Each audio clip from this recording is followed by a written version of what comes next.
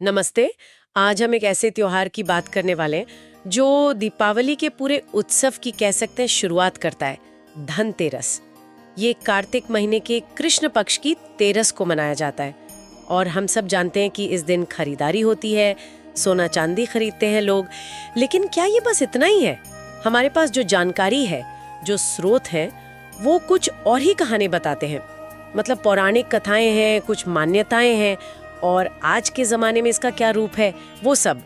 तो आज हम इन्हीं स्रोतों के जरिए समझने की कोशिश करेंगे कि धनतेरस असल में है क्या।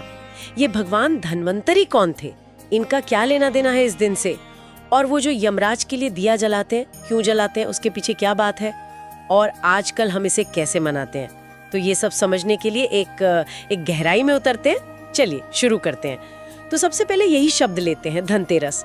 साफ है, धन मतलब वेल्थ, समृद्धि, और तेरस मतलब त्रयोदशी, महीने का 13वां दिन।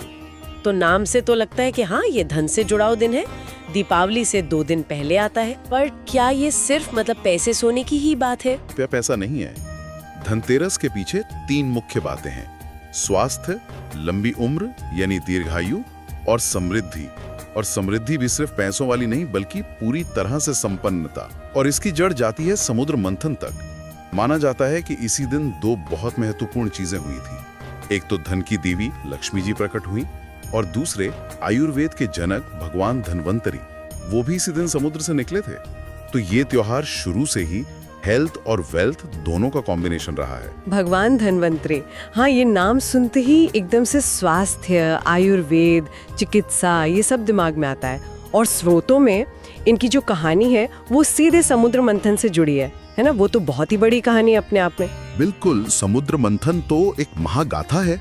देवता और असुरों ने मिलकर अमृत निकालने के लिए सागर को मथा था। मंदराचल पर्वत की मथनी, वासुकी नाग की रस्सी, ये सब तो हम जानते ही हैं। पर इस मंथन से सिर्फ अमृत ही नहीं निकला, बहुत कुछ निकला। और सबसे पहले निकला हलाहल विष। इतना भयानक विष कि पूरी सृष्टि पर खतरा मंडराने लगा। हाँ, और तब भगवान शिव ने उन्होंने वो विष पी लिया था। नीलकंठ कहलाए वो। ये भी कितनी बड़ी बात है कि अमृत से पहले विष निकला और किसी ने उसे अपनाया भी। सही कहा आपने। और उसी मंथन में विष निकलने के बाद कार्तिक महीने की कृष्ण पक्ष की इसी तेरस को समुद्र से एक दिव्य पुरुष निकले। उनके हाथ में अमृत से भरा हुआ कलश था। तेजस्वी थे, दिव्य थे। वही थे भगवान विष्णु के अवतार, भगवान धन्वंतरी। उनका आना ही अपने आप में एक बहुत बड़ा वरदान था। हाथ में अमृत कलश यानी जीवन और स्वास्थ्य का संदेश लेकर वो आए थे। और स्रोतों में ये भी है कि उन्होंने ही आयुर्वेद का ज्ञान हम मनुष्यों को दिया। ये बात तो इस त्योहार को बिल्कुल एक अलग ही लेवल पर ले जाती है। निश्चित रूप से उनको सिर्फ देवताओं का वैद्य नहीं कहते। पृथ्वी पर आयुर्वेद यानी जीवन का विज्ञान, उसको लाने वाले वही माने जाते हैं। उनका आना मतलब आरोग्य और चिकित्सा का एक नया दौर शुरू होना था मानव जाति के लिए। और इसी गहरे कनेक्शन को देखते हुए ये जानना भी जरूरी है और महत्वपूर्ण भी कि भारत सरकार ने धनतेरस को राष्ट्रीय आयुर्वेद दिवस घोषित किया है। अच्छा, ये जानकारी तो बहुत अहम है। राष्ट्रीय आयुर्वेद दिवस। हाँ, ये सिर्फ एक छुट्टी या घोषणा नहीं है। ये इस त्योहार के मूल तत्व यानी स्वास्थ्य, उसको एक राष्ट्रीय पहचान देना है और आयुर्वेद के बारे में जागरूकता बढ़ाना भी है। तो ये दिन सिर्फ शॉपिंग का नहीं है, बल्कि अपने स्वास्थ्य के बारे में सोचने का, उसे बेहतर बनाने का भी दिन है। ये पहलू सच में सोचने वाला है कि धनतेरस का एक सिरा सीधा हमारी हेल्थ से जुड़ा है। लेकिन फिर इसी दिन एक और परंपरा है जो थोड़ी अलग लगती है। वो यमराज के लिए दिया जलाना, यमदीप दान जिसे कहते हैं। अब एक तरफ तो भगवान धन्वंतरी हैं जो जीवन और स्वास्थ्य दे रहे हैं, और दूसरी तरफ हम मृत्यु के देवता यमराज, उनकी पूजा कर रहे हैं। ये थोड़ा कंफ्यूजिंग नहीं है? दोनों एक साथ कैसे? स्रोत क्या कहते हैं इस बारे में? हाँ, ये सवाल मन में आता है, लेकिन स्रोत इसे विरोधाभासी नहीं मानते। वो इसे जीवन के 2 जरूरी पहलुओं को साधने जैसा देखते हैं। भगवान धन्वंतरी स्वास्थ्य देते हैं और यमदीप दान से हम अकाल मृत्यु मतलब असमय मृत्यु के डर से मुक्ति और लंबी उम्र मांगते हैं। इसके पीछे भी एक बहुत ही कह सकते हैं दिलचस्प कहानी है, राजा हेम के बेटे की कहानी। हाँ, मैंने पढ़ा है स्रोतों में। कुछ ऐसा था कि राजा हेम के बेटे के जन्म के समय ज्योतिषियों ने कहा था कि शादी के चौथे दिन ही सांप के काटने से उसकी मौत हो जाएगी। ये तो मतलब किसी भी माँ बाप के लिए बहुत बड़ा सदमा होगा। बिल्कुल। राजा ने बहुत कोशिश की बेटे को बचाने की, उसे ऐसी जगह रखा जहां सांप ना पहुंच सके। लेकिन शादी तो होनी थी। जब शादी हुई तो उसकी जो नई पत्नी थी उसे इस भविष्यवाणी का पता चला। अब यहाँ कहानी एक मोड़ लेती है। वो बेचारी रोने धोने या किस्मत को कोसने नहीं बैठी। उसने फैसला किया कि वो उसका सामना करेगी। और उसने किया क्या?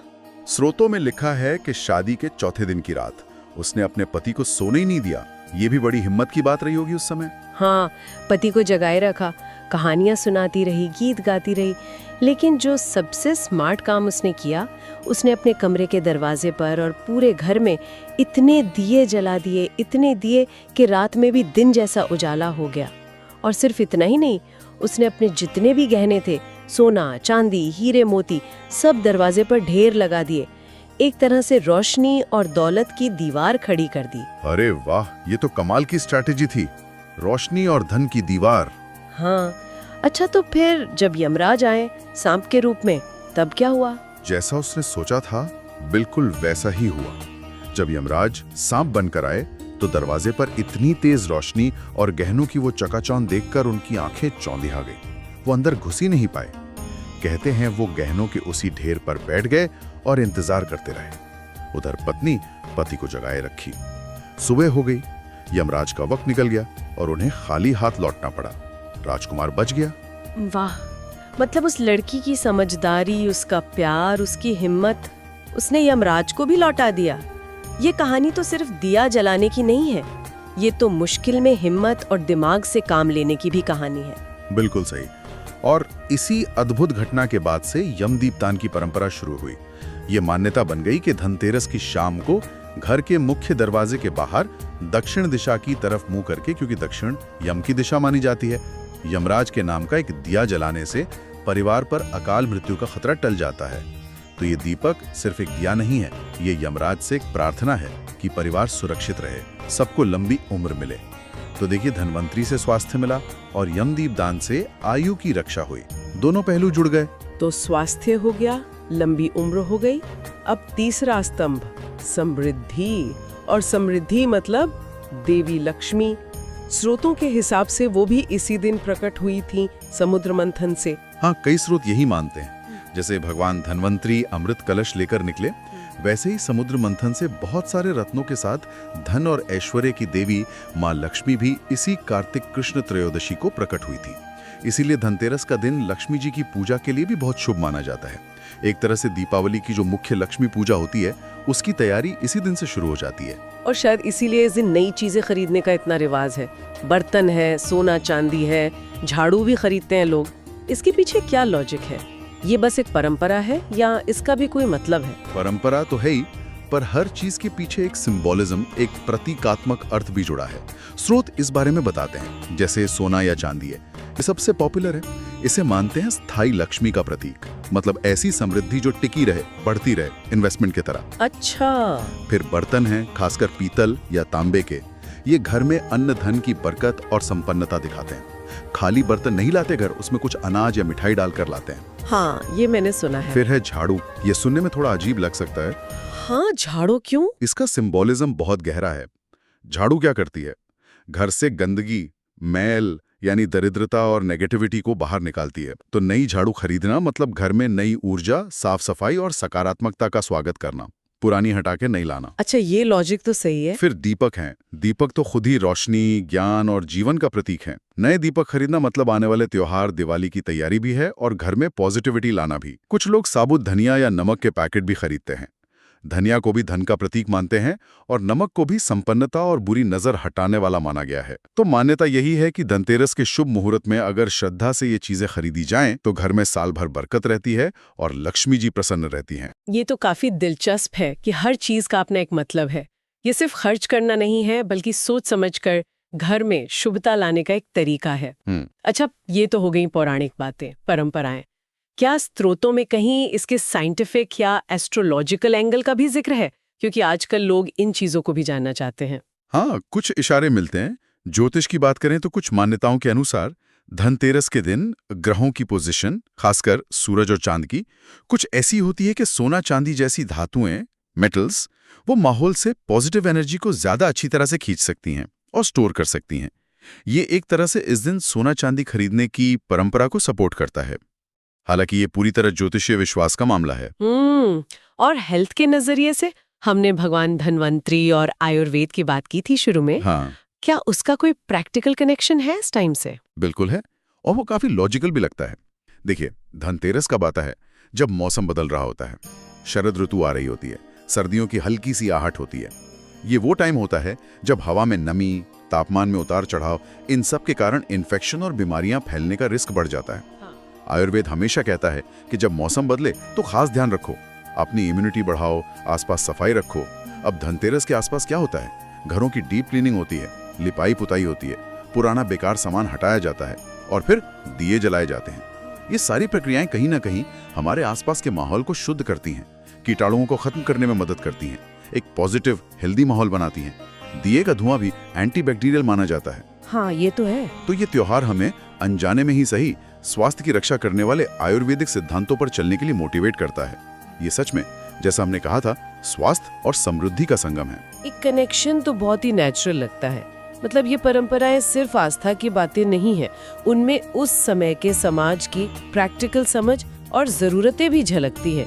सफाई और रोशनी दोनों ही हेल्थ और पॉजिटिविटी के लिए जरूरी है। बिल्कुल, ये परंपराएं हमें अपनी जड़ों से जोड़ती हैं और जीने का एक होलिस्टिक, एक समग्र नजरिया देती हैं। तो अब अगर हम आज के टाइम में देखें, आज के भारत में धनतेरस कैसा दिखता है, मॉडर्न कॉन्टेक्स्ट के बारे में स्रोत क्या बताते हैं? स्रोत ये पॉइंट आउट करते हैं कि आज के समय में धनतेरस एक बहुत बड़ा इकोनॉमिक फेस्टिवल बन गया है। अब बाजार देखिए, क्या रौनक होती है। सोना चांदी बर्तन तो हैं ही, अब लोग गाड़ियां खरीदते हैं, इलेक्ट्रॉनिक्स खरीदते हैं, घर का सामान, प्रॉपर्टी, सब कुछ इसी दिन खरीदना शुभ मानते हैं। और सिर्फ ऑफलाइन नहीं, ऑनलाइन प्लेटफॉर्म्स पर देखिए, ई कॉमर्स साइट्स पर धनतेरस की सेल सारे रिकॉर्ड तोड़ देती है। तो ये अब एक बहुत बड़ा कंज्यूमर इवेंट बन चुका है। हाँ, ये बदलाव तो बिल्कुल साफ है। हर तरफ एड्स होते हैं, ऑफर्स होते हैं, लेकिन क्या इस कमर्शियलिज्म के शोर में त्योहार का जो असली मतलब है वो कहीं पीछे छूट रहा है? ये एक चिंता की बात तो है, और कुछ स्रोत इस तरफ इशारा भी करते हैं। लेकिन दूसरी तरफ ये भी सच है कि इतनी भागदौड़ और खरीदारी के बाद भी त्योहार का जो मूल संदेश है, अंधेरे पर रोशनी की जीत, वो कहीं ना कहीं जिंदा रहता है। हर घर में जो दिया जलता है, चाहे वो मिट्टी का हो या बिजली की झालर, वो हमें याद दिलाता है कि असली लड़ाई बाहरी और भीतरी दोनों अंधेरों से है। ये शायद हमें इस भागदौड़ में एक पल रुककर सोचने का मौका देता है कि क्या हम अपनी आंतरिक शांति, अपने स्वास्थ्य, अपने रिश्तों के धन पर भी उतना ही ध्यान दे रहे हैं? ये बैलेंस बनाना बहुत जरूरी है। अच्छा, मान लीजिए कोई इसे इसकी मूल भावना से मनाना चाहे, तो क्या स्रोतों में पूजा की कोई आसान सी विधि भी बताई है? क्योंकि आजकल की लाइफस्टाइल में बहुत लंबे चौड़े अनुष्ठान करना सबके लिए मुमकिन नहीं होता। हाँ, बिल्कुल। स्रोतों में एक आसान विधि का जिक्र है जो कोई भी कर सकता है। शाम को सूरज ढलने के बाद घर की सफाई वगैरह करके नहा धोकर तैयार हो जाएं। फिर घर में जहां पूजा करते हैं या कोई भी साफ जगह पर पूर्व दिशा में एक चौकी रखें, उस पर लाल या पीला कपड़ा बिछा लें। फिर भगवान धन्वंतरी और मां लक्ष्मी की कोई तस्वीर या मूर्ति रखें। अगर वो ना हो तो सुपारी पर मौली लपेट कर उनका प्रतीक मानकर रख सकते हैं। उनके सामने घी का दिया जलाएं। फिर अपनी श्रद्धा से फल, फूल, मिठाई, खील बताशे जो भी हो वो चढ़ाएं। और खास तौर पर भगवान धन्वंतरी के आरोग्य मंत्र ओम धन्वंतराय नमः, इसका जाप करना बहुत अच्छा माना जाता है। या अगर कोई बड़ा मंत्र कर सके तो ओम नमो भगवते महासुदर्शनाय वासुदेवाय धन्वंतराय अमृत कलज हस्ताय सर्व भय विनाशाय सर्व रोग निवारणाय त्रिलोकपथाय त्रिलोकनाथाय श्री महाविष्णु रूपाय श्री धन्वंतरी स्वरूपाय श्री श्री श्री औषधि चक्राय नारायणाय नमः का भी जाप कर सकते हैं, जितनी बार हो सके। और वो यम दीपदान, उसका क्या करना है? और 4 बत्तियां लगा दें। इसे लेकर घर के मेन गेट के बाहर जाएं। वहां जमीन पर थोड़ी सी खील या अनाज रखें और उस पर यह दिया जला दें। दिए का मुंह दक्षिण दिशा की ओर होना चाहिए। दिया जलाते वक्त मन में यमराज से प्रार्थना करें कि वो परिवार को अकाल मृत्यु के डर से बचाएं और सबको लंबी उम्र और अच्छा स्वास्थ्य दें। इसके बाद घर के सब लोग मिलकर आरती कर लें और प्रसाद खा लें। ये आसान सी विधि भी त्योहार के तीनों मकसद आरोग्य, धन्वंतरी, दीर्घायु, यमदीप और समृद्धि लक्ष्मी को पूरा कर देती है। बहुत अच्छे से समझाया आपने। तो अगर हम इन सारी बातों को जो स्रोतों से हमें पता चली उनको एक साथ देखें तो ये साफ है कि धनतेरस सिर्फ एक शॉपिंग का दिन नहीं है, ये एक मल्टी डायमेंशनल त्योहार है। ये भगवान धन्वंतरी के जरिए स्वास्थ्य का उत्सव है। ये यमदीपतान की कहानी से हमें जीवन और रोशनी की अकाल मृत्यु पर जीत का संदेश देता है, और माँ लक्ष्मी के आशीर्वाद से ये समृद्धि और संपन्नता का दिन भी है। बिल्कुल। और शायद सबसे गहरा संदेश जो कई स्रोत सीधे या इशारों में कहते हैं वो ये है कि असली धन सिर्फ सोना चांदी या बैंक बैलेंस नहीं है। असली धन है हमारा अच्छा स्वास्थ्य, हमारा ज्ञान, हमारे अच्छे काम, हमारे प्यार भरे रिश्ते। जब तक हमारे मन के अंदर ईर्ष्या, गुस्सा, अज्ञान या नेगेटिविटी का अंधेरा है तब तक बाहर जलाए गए हजारों दिए भी शायद उतने मायने नहीं रखते। इसलिए धनतेरस का एक मतलब ये भी है कि हम अपने अंदर के दिए को जलाने का संकल्प लें। ज्ञान का दिया, दया का दिया, पॉजिटिविटी का दिया और सबसे जरूरी स्वास्थ्य का दिया। और इसी बात से जोड़ते हुए एक आखिरी ख्याल मन में आ रहा है। देखिए, भगवान धन्वंतरी ने हमें आयुर्वेद दिया, जीवन का विज्ञान जो हेल्थ पर फोकस करता है, और देवी लक्ष्मी लाती है भौतिक समृद्धि। तो क्या ऐसा हो सकता है कि धनतेरस का जो सबसे छुपा हुआ पर सबसे जरूरी संदेश है वो यही हो कि सच्ची और लंबी चलने वाली समृद्धि की इमारत जो है वो अच्छे स्वास्थ्य और वेलनेस की मजबूत नींव पर ही खड़ी हो सकती है। अगर हम ये मान लें कि स्वास्थ्य ही हमारी पहली और सबसे कीमती दौलत है, तो फिर धनतेरस मनाने का हमारा तरीका और शायद जिंदगी जीने का हमारा पूरा नजरिया ही कैसे बदल सकता है। ये एक सवाल